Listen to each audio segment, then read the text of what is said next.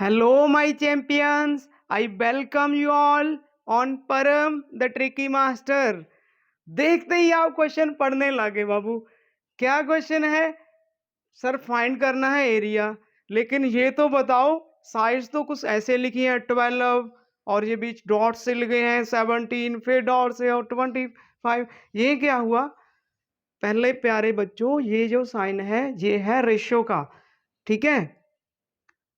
अब क्वेश्चन आपके माइंड में ये भी आ रहा है, सर क्या जो ये 12, 17 और 25 डायरेक्टली यूज कर लें ए बी सी तीनों साइड्स की जगह, और इसमें कोई नया फंडा भी है? जी जरूर, अभी बताते हैं आपको। तो सुनिए जरा पूरे ध्यान से। अगर बताओ यहाँ पे आपकी क्लास में ये है गर्ल्स और ये है बॉयज। गर्ल्स हैं 20। अब मैं पूरा नंबर बता रहा हूं। आपकी क्लास में गर्ल्स हैं 20 और बॉयज बॉयज हैं 15, मीन्स लड़के हैं 15।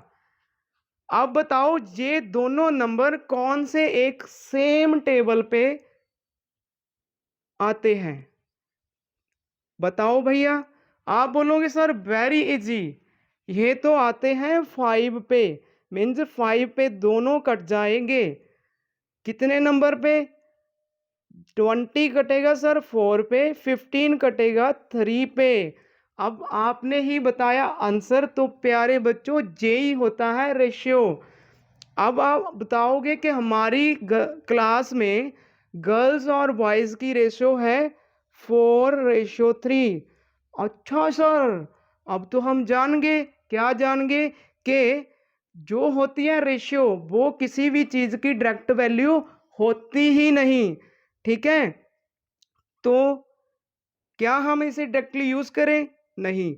अब देखो, जो J5 है जिस पे आपने इनको काटा, क्या कुछ इसकी हेल्प से हम डायरेक्ट ये बना सकते हैं? जी सर, जब हम इस रेशियो वाली वैल्यू को इस कॉमन फैक्टर के साथ करेंगे मल्टीप्लाई, तब हमारा जे आंसर आएगा। जो एक्चुअल्स में वैल्यू होती हैं, जो एक्चुअली वैल्यूज होती हैं।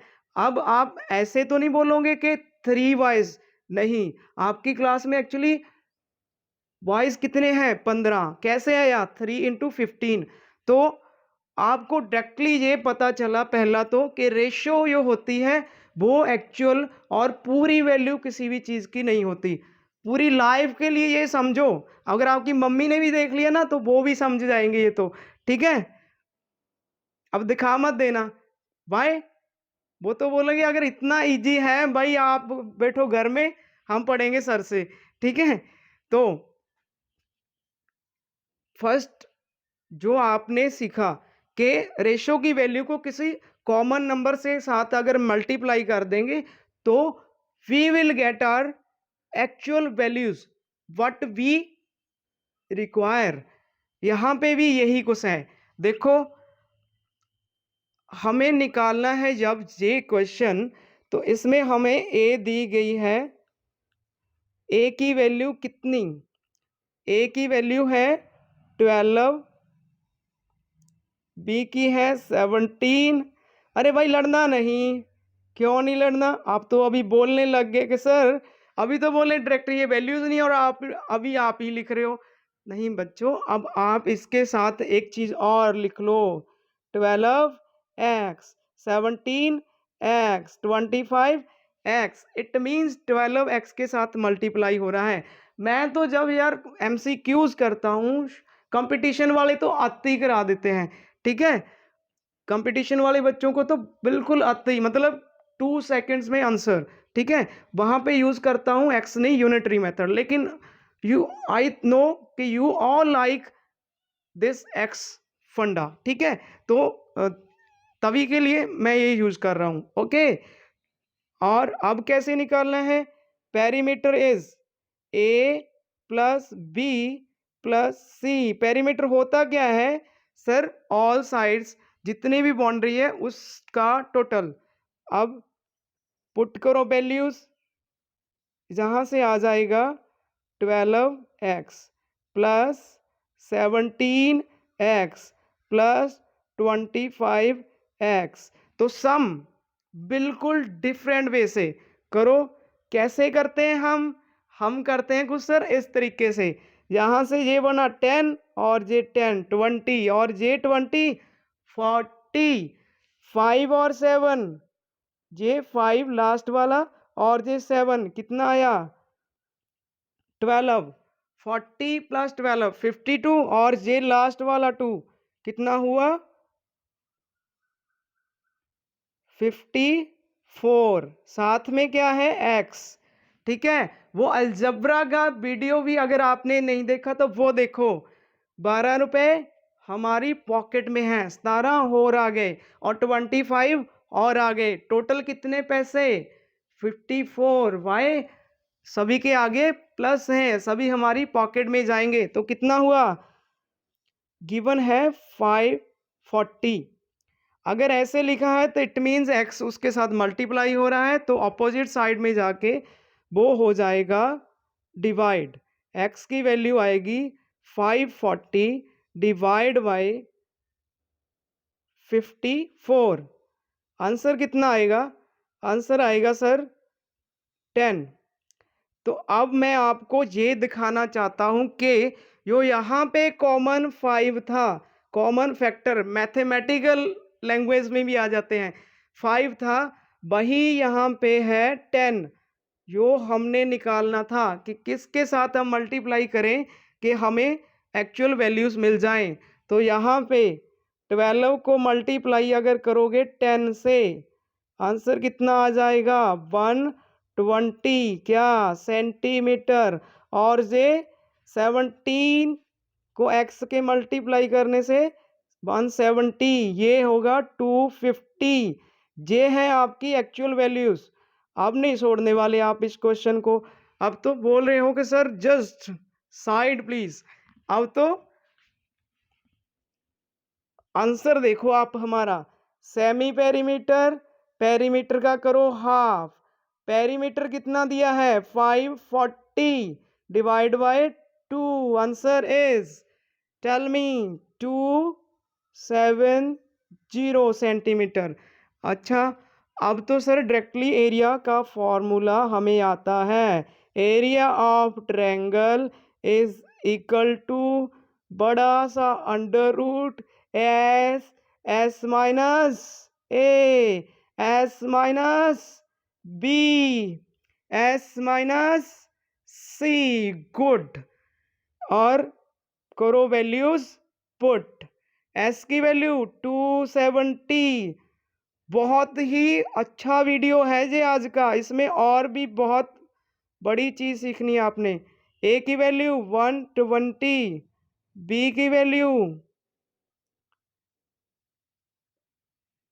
170 और सी की वैल्यू 250।